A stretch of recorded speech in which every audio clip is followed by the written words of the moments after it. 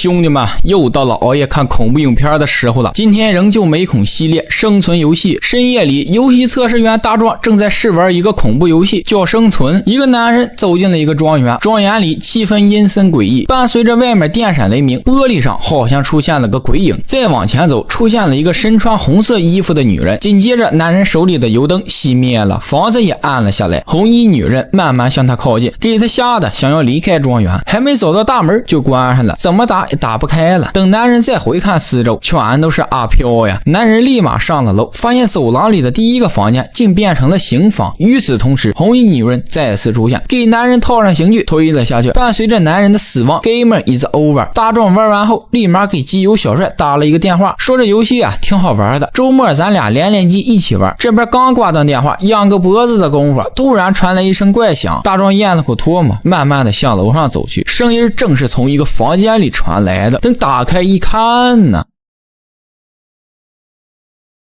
原来是大壮一个哥们儿正在跟女朋友打扑克呢。随后大壮就不打扰人家了，躺床上就睡觉了。我去了，兄弟，咱能安静点不？给我和屏幕前的兄弟姐妹们看的汗毛直立。期间大壮被噩梦惊醒了，他梦到了游戏里面男角色死亡的画面。与此同时，一阵尿意来袭，大壮就准备下去上个厕所。可奇怪的是，房子不知道怎么了，停电了。他呢就拿着打火机下了楼，这边刚走到拐角处就出现了幻觉，他变成了一个咧着大嘴的男人。幻觉终究是幻觉，我们的大壮肯定是不当回事啊！刚上完厕所回来，隐隐约约感觉到后边有人在跟着自己，再一回头，一个黑影。大壮扔完饮料瓶就开始拼命往楼上跑，呼叫哥们儿。等进哥们儿房间一看呢，傻了眼了，俩人呢挂了，没的那叫一个惨呀！与此同时，熟悉的一幕出现了，大壮被套上了铁环，推了下去，就这么的，大壮也挂了。过了一天，小帅来公司上班了，他的老板呢也爱玩游戏，平时爱问小帅一些游戏的通关攻略。这时候来了一通电话，是基友大壮的死讯。过了几天，葬礼开始进行了。葬礼上，小帅注意到了有个金发女人一直拿着相机拍来拍去的。过后，经过小帅询问得知，她呢也是大壮的一个朋友。接着又一个人出现了，大壮的妹妹。她把大壮的电脑交给了小帅，趁家里边不想让他玩游戏，要把这电脑扔了，毕竟这也是大壮的一个遗物。画面一转，小帅来到了一个网吧，女友大美正是这里的网管。小帅把大壮遇害的事告诉了他，正好让大美的哥哥大山听到了，俩人觉得挺不可思议的。随后小帅打开了包，里面有大壮的电脑还有他的打火机。哥哥拿走了电脑，他呢想抽时间玩这个游戏。时间来到晚上，大壮突然听到了敲门声，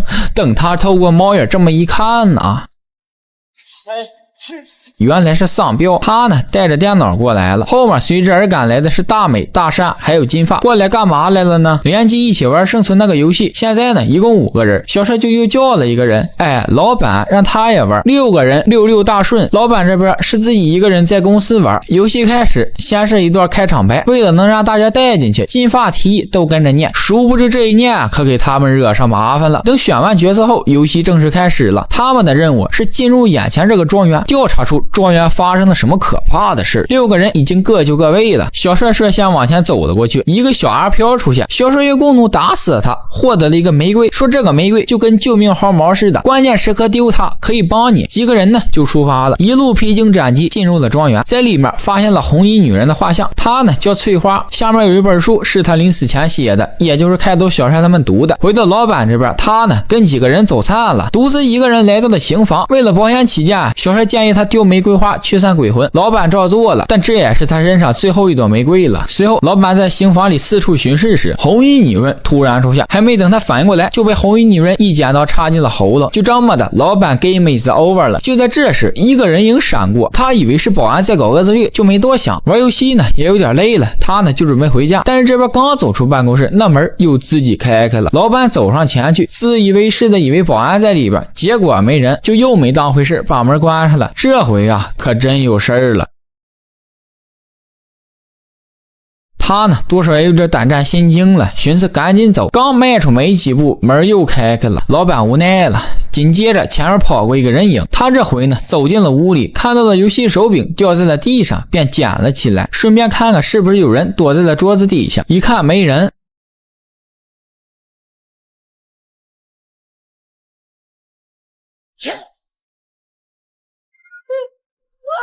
过了一天，小帅来到了公司，发现门口围满了警察，原来是老板呢嗝了屁了。得知老板生前跟小帅联机玩的游戏，就怀疑到他的身上了。但是人家小帅根本没在公司玩，在自己家玩呢，朋友可以给他提供不在场证明。这个警察呢也是虎头虎脑的，等回到网吧后，看到大山还想玩这个游戏，他说这是为了祭奠俩人。不过小帅呢立马阻止了，他觉得这游戏多少有点问题，但是大山不听，让几个人赶紧出去，自己好安静玩。等出去之后，小帅说出了自己的想法，他认为这游戏也太怪了吧，老板和大壮的死亡方式竟然跟游戏里角色的死亡方式一模一样。与此同时，大山这边也进入了游戏，他掏出了一面镜子，只见镜子突然碎裂，这时候一辆马车疾驶而赶来，而现实呢他也听到了马的叫声，大山赶忙点了暂停。没多久，小帅他们赶来了，看到大山趴在了电脑上，以为有什么事儿，原来大山呢只是闭个目养个神，他认为大壮和老板的死纯属是个巧合罢了。随后几个人就各忙各的了，丧彪在维修电脑，大山在修车，大美在擦东西，小帅在刮胡子。接着奇怪的事在几个人的身上同时发生了，丧彪键盘冒血了，大美出现幻觉了，大山差点让车给撞了。小帅一抬头发现镜子里的自己，翻白眼了，事情越来越不对劲。完事他又把大家召集了起来，而且还拿了一些资料，确信这些人的死绝非巧合，因为他们的死亡方式和游戏中角色的死亡方式完全一致。这时候我们可以发现房间里少了个人，大山他呢正在公路上飙车呢，开着开着天色就暗了下来，周围雾气弥漫，同时前面出现了个人，大山急忙踩了刹车，车子停了下来。正当他下车查看的时候，身后突然出现了一辆马车，给他撞死了。等几个人赶到现场时已经晚了，随后警察立马赶来了。这块有个细节，丧彪打开了电脑，发现游戏自己运行上了，也就是继续大山上回玩的那个存档，他当时不是要被马撞了吗？给暂停了。接着小帅告诉警察说，这些人的死亡可能跟一个名叫生存的游戏有关，有可能就是里面的主角在作祟。警察听了嘴一抽，差点没忍住，然后他呢又列举了几个人的死法跟他们玩游戏时的死法一模一样。反正无论小帅怎么说，警察就是不信。等他们走后，警察后面的一个手下忍不住了，好奇心发作，玩起了这个游戏。不过没多久就 game over 了，咋没的呢？嘴巴被扯开了。小帅发现后立马让他关上了电脑。看到小帅如此激动，警察劝他赶紧回家休息休息吧，我会好好调查的。小帅肯定是不回去的呀。四个人坐在了一起，商量着一起要把这件事调查清楚，并且呢兵分两路，小帅跟金发调查游戏的来历，大美和丧彪则是去调查如何对付游戏里面的那个红衣女人。手下这块呢嫌自己活得长，去游戏店里面问老板有没有生存这款游戏，老板说呢没有。等手下回到车，怪事就发生了，他呢啥下场咱们就不用说了，兄弟们。小帅跟金发呢就来到了大壮家，找到了游戏制作公司的地址，同时大美这边也有了收获，他呢在一本书上查到了如何对付这类东西的方法，说必须用3根钉子分别钉进翠花的心脏、喉咙、额头，就能将他的灵魂召回本体，然后再用火烧掉尸体。这时新闻里报道了那个手下的遇害消息，同时小帅他们也到地方了，一看呢这哪是游戏公司呀，这不是住宅吗？他们也没多想就走了进去，在房间里边寻找着线索。这时候一个男人出现在了大美的身后，给大美吓一跳，拿着个大剪子，甚至还差点袭击了俩人。直到小帅说出了他的名字，男人这才知道他们玩了他开发的游戏了。男人告诉他们俩说，这个游戏是根据真实事件改编的，也就是说翠花这个人真实存在的。但男人表示命案跟自己没关系，我就一开发游戏的啊，他这意思就是走路不看道被石头绊倒了，你总不能怪石头吧。完了他就让俩人去找一个老太，